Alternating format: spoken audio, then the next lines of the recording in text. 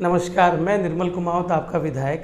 साथियों, पिछले दिनों विधानसभा में मैंने जमाबंदियों के नाम की शुद्धिकरण का एक विषय उठाया था। उसके बाद से मुझे लगा पूरे प्रदेश से सभी लोगों के मुझे फ़ोन आ रहे हैं, कहीं ना कहीं मिसकम्युनिकेशन है, जानकारी के अभाव में, गलत जानकारी की वजह से मुझे ऐसा लगा कि कहीं ना कहीं समाज में इसको लेके अलग तरह की भावना बन रही है। तो मुझे आज लगा कि मुझे खुद आपके बीच में आना चाहिए, रूबरू होना चाहिए और अपनी बात को रखना चाहिए।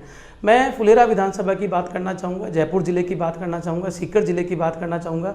यहाँ पिछले 25-30 साल से, 40 साल से, जब से मैं सक्रिय राजनीति में हूँ, यहाँ की जितनी भी तमाम जमाबंदियाँ थी, कुछ लोग कुमावत लिखते हैं, कुछ प्रजापत लिखते हैं, कुछ कुमार लिखते हैं, वो अपनी एक अलग बात है। मैं इतिहास में नहीं जाना चाहता कि कौन क्या लिख रहा है, मगर वर्तमान में जो नाम लिखा हुआ आ रहा था 2019 तक, 2020 तक, 2021 तक हाथ वाली जमाबंदी में जो नाम आ रहा था, दुर्भाग्य से वर्तमान की इस कांग्रेस सरकार ने जब पूरे रिकॉर्ड को डिजिटल किया, डिजिटल में हमारी परिभाषा पूरी बदल दी। आप खुद सोचिए कि जब आपको सिर्फ एक आशंका हुई है कि पूरा कुमाऊं समाज सब जगह जमाबंदी में नाम आ जाएगा, तो जो प्रजापत लिखने वाले हैं उनकी आइडिया को क्या होगा, जो कुमार लिखने वाले हैं उनकी आइडिया क्या होगा।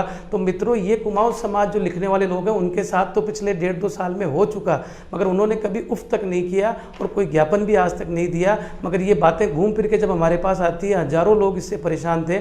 मैं एग्जाम्पल के तौर पर, सैंपल के तौर पर कुछ जमाबंदियाँ भी अपलोड करूँगा, मगर उससे पहले मैं आप सबसे निवेदन करना चाहूँगा कि कृपया करके जो विधानसभा की हमारी डिबेट हुई थी, वो आप पूरी डिबेट देखें। माननीय मंत्री जी ने जो जवाब दिया, पूरी बात रखी, मैंने जो बात करी वो पूरी देखें। उसके बाद मैं पुनः अपनी बात को पूरी करूँगा। कृपया करके आप ये पूरी वीडियो देखें, उसके बाद मैं अपनी बात रखूँगा।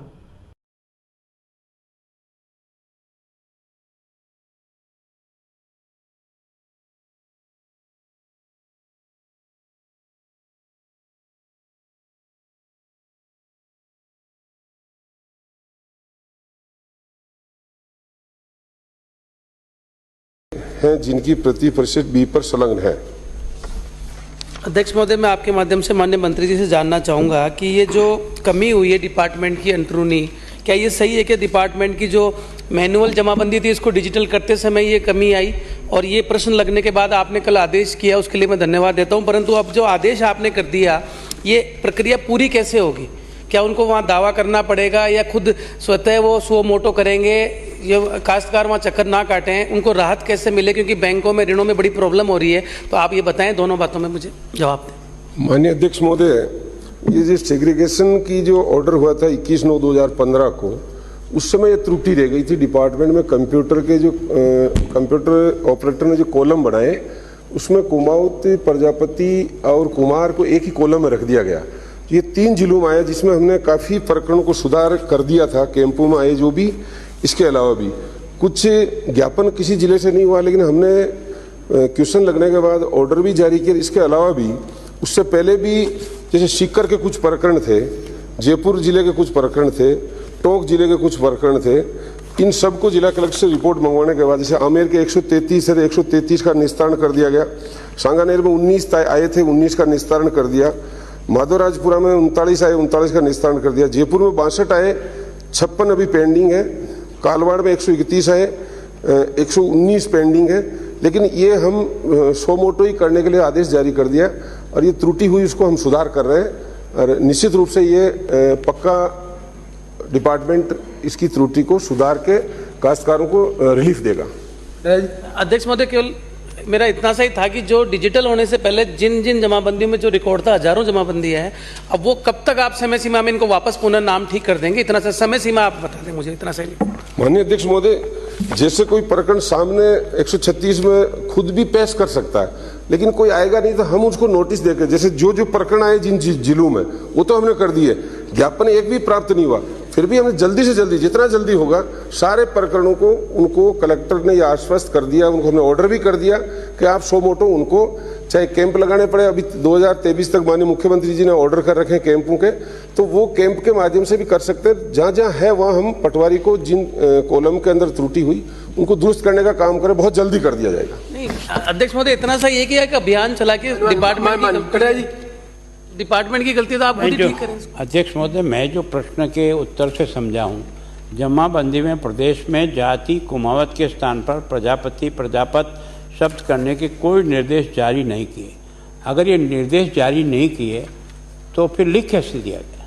कॉलम में के बाद कुछ आपके समझ में आया होगा। मैं सरल भाषा में पुनः आपको बता दूं कि जो लोग वर्तमान में अपनी जमाबंदी में कुमाऊत शब्द जिनका आता था जाति के नाम पे, वर्तमान सरकार की कंप्यूटर की गलती की वजह से खुद मंत्री जी ने यह माना कि हमारी टाइपिंग मिस्टेक हो गई, हमारे सॉफ्टवेयर में अपलोड नहीं हुआ, उसकी वजह से तमाम लोगों के पास जिनकी पहचान कुमाऊत शब्द से थी उनकी वर्तमान सारी जमाबंदियों में प्रजापत नाम आ गया। मैं डॉक्यूमेंट, सर्टिफाइड डॉक्यूमेंट अभी मेरी अपलोड करूँगा आपको, आप खुद भी देखेंगे कि करीब 25 साल 30 साल से जो नाम चलता रहा था वो एक बिना किसी आदेश के भी, माननीय कटारिया साहब ने कहा कि जब आदेश ही नहीं हुआ तो नाम कैसे पलटा। तो ये हम सब के लिए भी सोचने की बात है कि कहीं ना कहीं ये जानबूझ के गलती की गई ताकि समाजों में टकराव हो, आपस में मतभेद हो। तो मेरा सभी साथियों से निवेदन है, मेरे युवा साथियों से निवेदन है कि कृपया विषय को समझें। कोई वर्तमान में नाम किसी का बदलने वाला नहीं है। पूर्व में जो लोग हाथ की जमाबंदी में अपनी आईडी में जिनका कुमाऊत शब्द था और उनका नाम अगर गलती से इंदराज हो गया तो सरकार केवल उन्हीं को ठीक करने के लिए आदेश निकाला, कर भी रहे हैं, मगर बार बार लोग तहसील के, पटवारियों के, एसडीएम के चक्कर ना काटें, इसके लिए जनरल ऑर्डर सरकार ने निकाला है।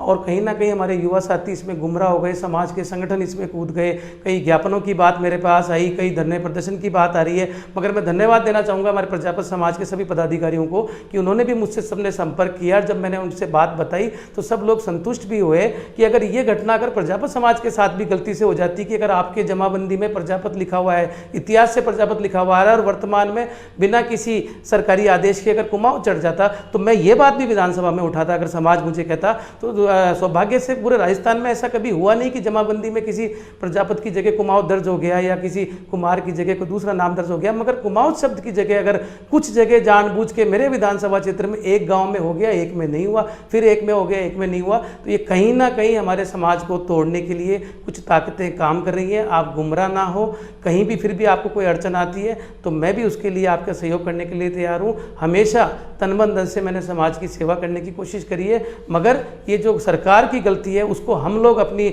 आपस में द्वेष ना रखें, अपनी सद्भावना को ख़त्म ना करें। मेरा इतना अनुरोध है। मैं सभी से निवेदन करना चाहूँगा कि आप संयम रखें, अपनी मर्यादित भाषा में अपनी बात को जहाँ भी किसी को रखना है, सबको अपना अधिकार है, परंतु इस विधानसभा में उठे हुए वाले विषय को लेके कोई आपस में मतभेद ना रखें। ये स्पष्ट आदेश है सरकार का। ये आदेश अगर नहीं है तो मैं इसकी भी कॉपी आपको सबको भी अपलोड कर दूंगा और इसमें साफ शब्द लिखा है कि वर्तमान में यदि राजस्व रिकॉर्ड में जाति कुमाऊत के स्थान पे प्रजापति कुमार दर्ज हो गया तो उसके स्थान पे पुनः कर दिया जाए। और अगर यही गलती प्रजापत समाज के साथ होती तो ये आदेश भी वहाँ से निकलता, अन्य समाजों के लिए भी निकलता है। कई आदेश इसमें निकले हैं जो परिपत्र सरकार ने मुझे दिया है। हर 1-2 साल में कहीं ना कहीं गलतियाँ सरकार से होती रहती है, उसके सुधार के लिए आदेश निकलते रहते हैं। फिर भी आप लोगों को लगता है तो मैं समझता हूँ कि आप कानूनी इसकी राय ले सकते हैं, अपने बुद्धिजीवी लोग अधिकारियों से बात कर सकते हैं, मगर आपस में हमें टकराव की स्थिति नहीं लानी चाहिए। यहाँ तक कि व्यक्तिगत मुझ पे भी कई आक्षेप लगे, मुझे धमकियां भी मिली, मुझे और भी कई बातें मिल रही है। लोग कह रहे हैं कि देख लेने की बात कर रहे हैं, ये दुर्भाग्यपूर्ण है। मैं इन बातों का बुरा नहीं मानता, नासमझी में ये लोगों ने कई बात रखी होगी और अगर जानबूझ के किसी ने भी किया है तो मैं समझता हूँ कि वो समाज हितैषी नहीं हो सकता, समाज को तोड़ने वाले लोग हैं। कृपया करके आप गुमराह ना हो, सारी बात को, तथ्य को समझें, उसके बाद कोई अपना निर्णय करें। बहुत बहुत धन्यवाद। जय हिंद।